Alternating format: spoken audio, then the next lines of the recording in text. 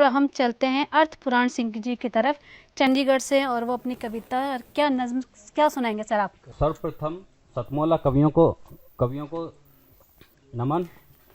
उसके बाद यहाँ की हर चीज़ साजो सामान को नमन है। उसके बाद मेरे अतीत को नमन है जो मुझे यहाँ तक लेकर आया है। वाह, बहुत सुंदर, बहुत बढ़िया, बहुत बढ़िया।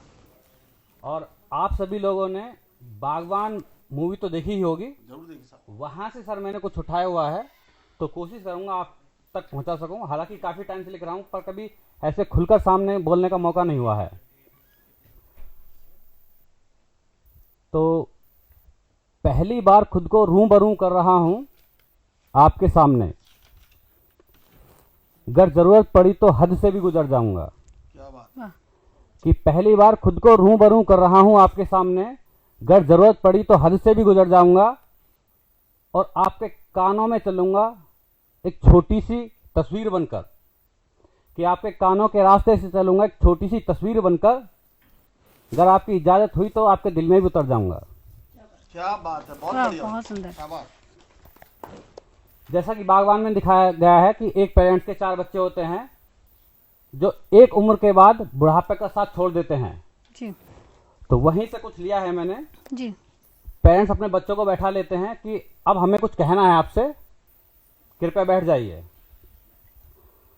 तो जब से बुढ़ापा हमारी चिट्ठी में आया है, पेरेंट्स अपने बच्चों से वार्तालाप कर रहे हैं कि जब से बुढ़ापा हमारी चिट्ठी में आया है, चिट्ठी से मतलब है जिंदगी, कि जब से बुढ़ापा हमारी चिट्ठी में आया है हमें किसी बात की कोई खबर नहीं करता, और तुम्हारे दर्द में हमने अपनी खुशियां खोई हैं बच्चों। एक हमारा दर्द है जो तुम्हारी खुशियों पर कोई असर नहीं करता। क्या बात है, क्या बात। बहुत सुंदर। और पुर्जे काम नहीं करते हैं ये बहाना छोड़ दो तुम, कि पुर्जे काम नहीं करते हैं ये बहाना छोड़ दो तुम। हमें पता है कि पुरानी गाड़ी के साथ में कोई लंबे सफर नहीं करता, क्या बात है, बहुत सुंदर। बहुत बढ़िया। और हमने माना कि बचपन अब जवान हो गया है, बुढ़ापा कलश से पहले सी नजर नहीं करता। दोस्तों यहाँ कलश से मतलब है शाही काला टीका। जब हम बचपन में होते हैं तो पेरेंट्स काला टीका लगाते हैं ताकि हमारे बच्चों को नजर ना लग जाए। कि हमने माना कि बचपन अब जवान हो गया है, बुढ़ापा कलश से पहले सी नजर नहीं करता, और उम्र के साथ बदलती है समझ हर किसी की। हम बोझ हो चले हैं तुम पर, यह जताने में कोई कसर नहीं करता। क्या बात, और बुढ़ा सठा गया है, बुढ़िया पागल हो गई है, ये बोल काफी हैं तुम्हारे। कि बुढ़ा सठा गया है, बुढ़िया पागल हो गई है, ये बोल काफी हैं तुम्हारे। बुढ़ापे में इससे ज्यादा कोई और जहर असर नहीं करता, बहुत और एक होती है औलाद तो शायद कहीं सब्र कर लेती है जवानी।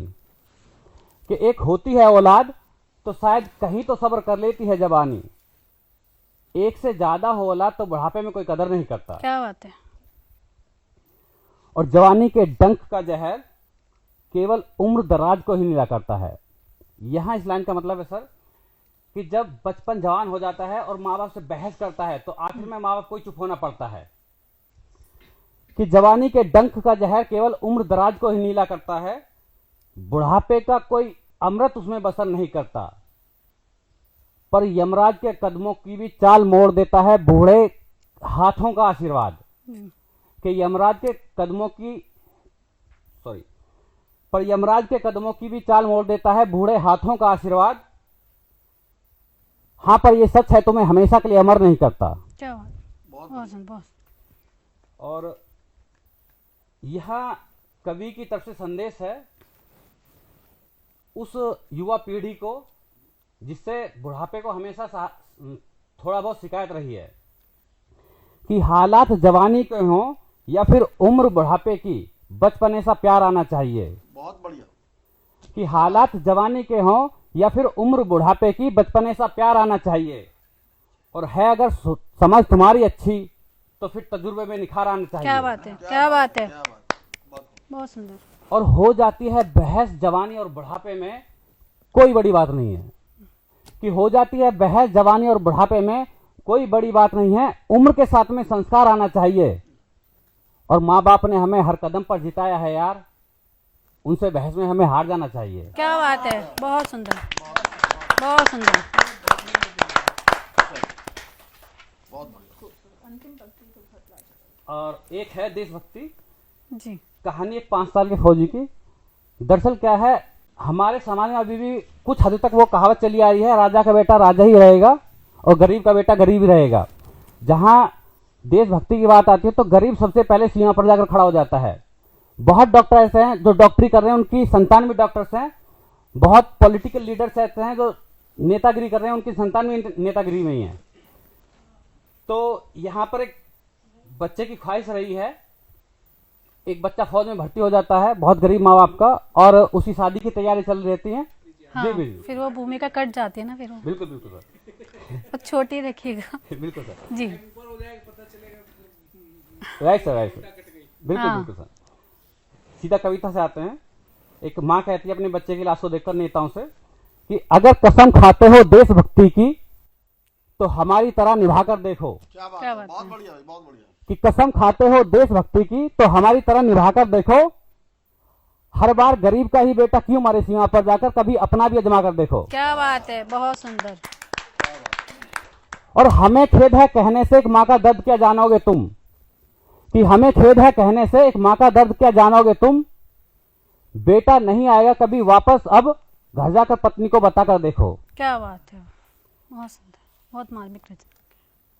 और कसम खाते हो देशभक्ति की तो तुम भी हथियार उठाकर देखो, कि कसम खाते हो देशभक्ति की तो तुम भी हथियार उठाकर देखो, जाओ लड़ो सीमा पर तुम भी जनगण मन भी गाकर देखो। क्या बात है, क्या बात है। और भूल गए हो रंग रक्त का तो अपने लहू से नहाकर देखो, कि भूल गए हो रंग रक्त का तो अपने लहू से नहाकर देखो, और सिद्ध करो कि देशभक्तों सीने पर गोली खाकर देखो। क्या बात है, क्या बात है। क्या बात, क्या बात, बहुत बढ़िया, शाबाश। और किससे बदले की बात करते हो। अक्सर सीमा पर जब सेना लड़ती है तो हमेशा बदले के लिए लड़ती है, तो किससे बदले की बात करते हो, बस इतना सा परिंदा है और तुम जैसों को सॉरी, और किससे बदले की बात करते हो, बस इतना सा परिंदा है, तुम जैसों को जन्म दिया है जो आतंकवाद वहां जिंदा है। बहुत बढ़िया। और माँ का दूध लजाया तुमने, बात बदले की करते हो, कि माँ का दूध लजाया तुमने, बात बदले की करते हो, अरे तुम जैसों को जन्म दिया है, भारत माँ शर्मिंदा है। और लास्ट लाइन है, और शहीदों के कफन का तुम मजाक उड़ाने आए हो। अक्सर नेताओं के लिए कही गई है कि शहीदों के कफन का तुम मजाक उड़ाने आए हो, फूंक दो ये मुद्दा वाला लिबास कहां से लाए हो। क्या और रो रो कर पल पल में गंगा की धारा कहती है, अरे डूब मरो चुल्लू भर में अगर भारत माँ के जाए हो। वाह, बहुत बढ़िया, धन्यवाद। बहुत बढ़िया। बहुत सुंदर रचना आपकी। देश है इसका सबसे निडर